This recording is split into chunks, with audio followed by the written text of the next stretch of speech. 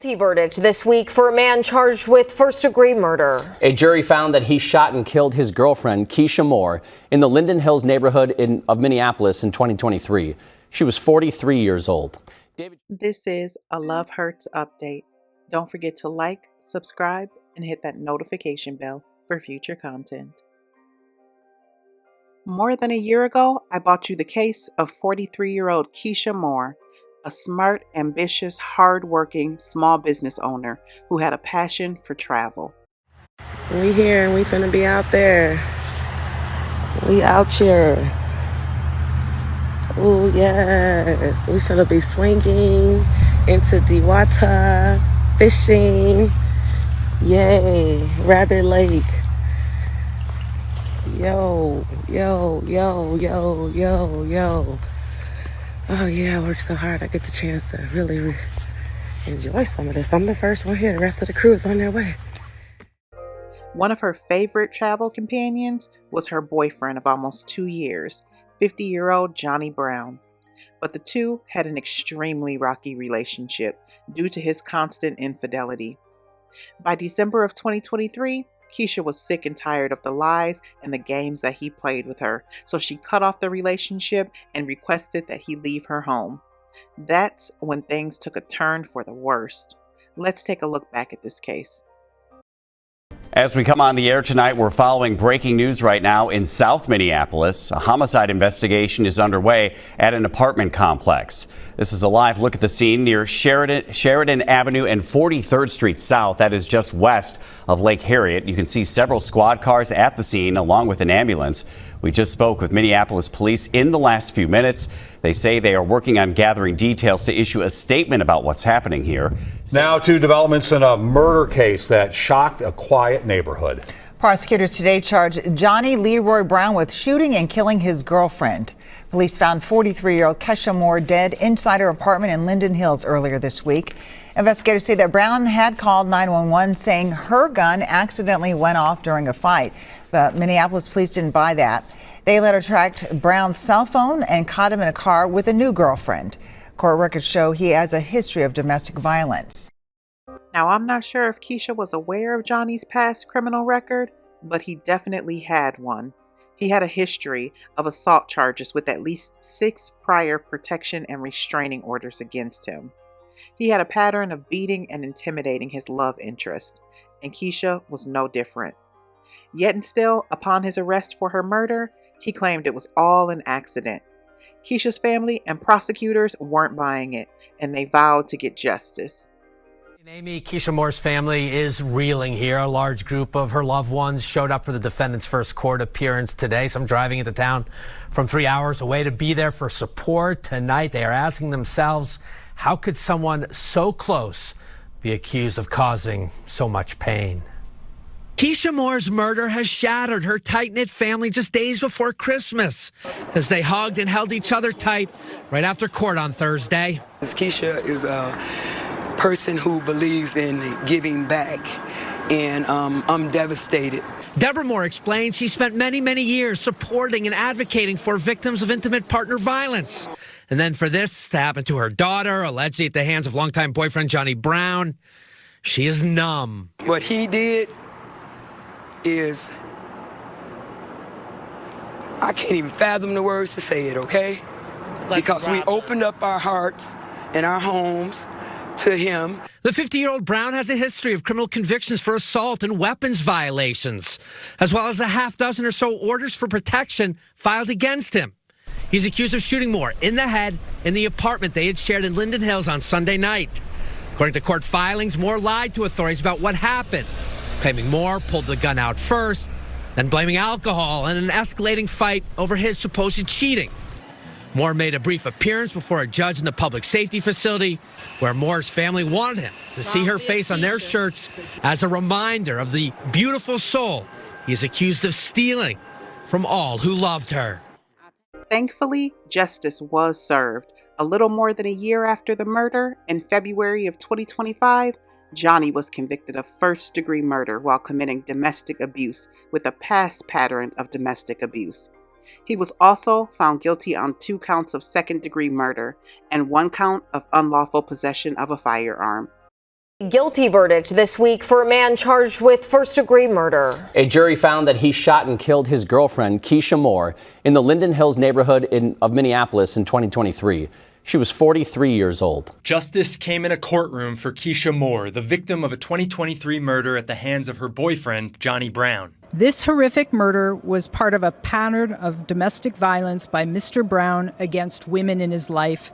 Brown was convicted Tuesday of first-degree murder with a past pattern of domestic abuse. Hennepin County Attorney Mary Moriarty says 5 of Brown's previous victims testified in the trial. Words cannot capture their strength or the value of their contributions in securing yesterday's verdict. In a statement, Kesha's mother, Deborah, said in part, "We're happy that Kesha got justice. Thank you to the previous victims who came forward. We hope they have gotten their power back, and this case brought closure to a lot of women. Kesha was everything to us." During sentencing, Kesha's family and friends had the opportunity to deliver victim impact statements. At this time of writing a victim impact statement, my thoughts go back to the past, present, and future regarding Kesha. In 2019, I remember being on the phone with Kesha, Kevin, and about 10 other people, some I knew and some I didn't know. The dream of starting a home care agency was just a conversation.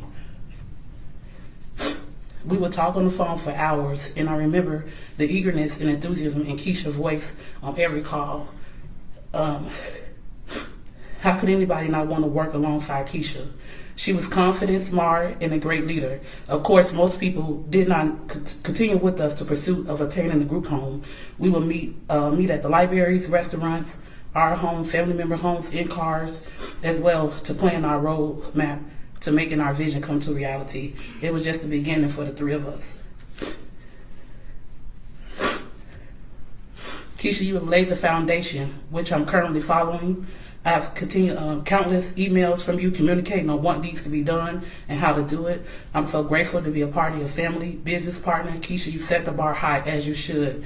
Kesha, you believed in me and my capabilities, and for that reason, I will carry on strong and be resilient for us both. Kesha had other plans as well, like being a business consultant to continue to help others to bring their vision to reality and to go back to school. And she would have started back in September to complete her doctoral. I still have a vision of us relaxing, looking out into the waters, thinking about what a life we have made for ourselves. This would never happen due to the hands of Johnny Brown.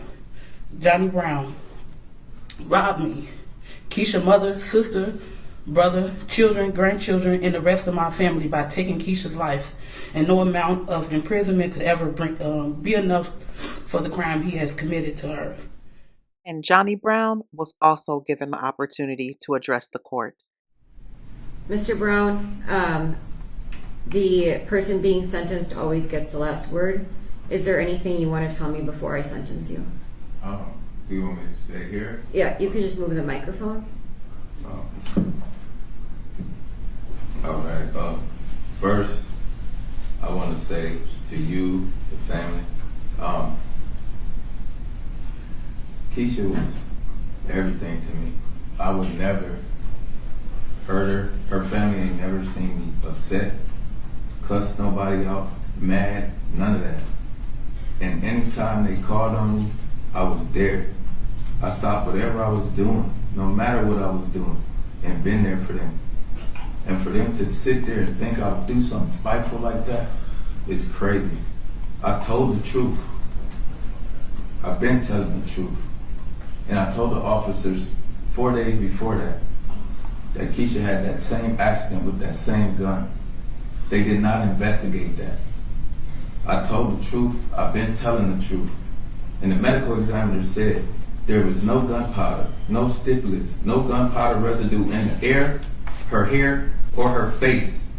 So that means it was not intentional. So how can you charge me with intentional when it's not intentional?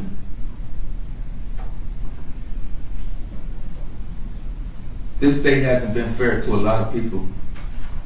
Thomas Rose, for one, who was accused of killing his own wife, who told the truth since day one, but had deceptive officers investigate and made up stuff. And he has now been out of prison, but he served from 96 to 2023, all because he told the truth.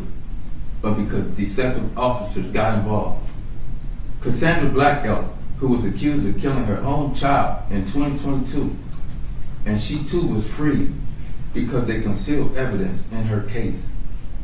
Marvin Haynes and my friend, who was also wrongly convicted of killing Harry Shearer of the flower shop in North Minneapolis in 2004. Again, officers, prosecutors, keeping exculpatory evidence, clearing people's name when they know that they're innocent is wrong. So you see, it's not just in Minnesota, it's not in North Dakota, South Dakota, it's all over the world. I'll be back on appeal, and when my conviction comes back overturned, I want everybody that looked down on me, that said something foul about me, y'all don't know what happened that Sunday. I do. And I know she pulled a gun on me. And I tried to retreat. And I tried to get away from that. She had it in her mind to take my life and her life. That wasn't in my plans. I'm not gonna let it happen. So if I gotta go to jail for protecting myself, then this system is for failure. And one last thing, I'm the only man inside this circle. Where have you ever seen that in a court where there's 2 female prosecutors, 2 female attorneys, and 1 female judge? I told my team from the beginning, since day 1, that this trial was not fair. This trial ain't been fair. I've been sitting here for protecting myself. That's all I gotta say. Ultimately, the judge sentenced Johnny to life in prison with the possibility of parole after 30 years for the first-degree murder conviction. He was also given an additional 15 years for the illegal possession of a firearm. First, I'll start with count 4. Pursuant to Minnesota Statute 609.1095, Subdivision 2, I do make the finding that Mr. Brown has 2 or more convictions for a violent crime, specifically the assault in the 2nd degree from 2001 and the prohibited person in possession of a firearm from 2007 federal conviction. In addition, the jury determined that Mr. Brown is a danger to public safety. For those reasons, the elements of 609.1095 Subdivision 2 have been satisfied. With regard to count 4 then, your sentence, Mr. Brown, is 180 months, which is 15 years. You've got credit for 451 days already served. This sentence is an upward durational departure of the Minnesota sentencing guidelines pursuant to the statute that I just cited. As with all felony convictions, you need to submit a DNA sample and are ineligible to possess any firearms, ammunition, or explosives. With regard to count 1, murder in the 1st degree, your sentence is a term of life imprisonment. You have the possibility of parole after 30 years. You have credit for 451 days already served. This sentence will run concurrently to count 4. My heart truly goes out to Kesha's family, friends, and loved ones. Thankfully, in this case, justice was served. If you are in a domestic abuse relationship, create an out plan and get out now. Once you are out, do not turn back. Turning back can cost you your life. As always, loves, stay safe. Don't forget to subscribe, thumbs up, and hit that notification bell for future content.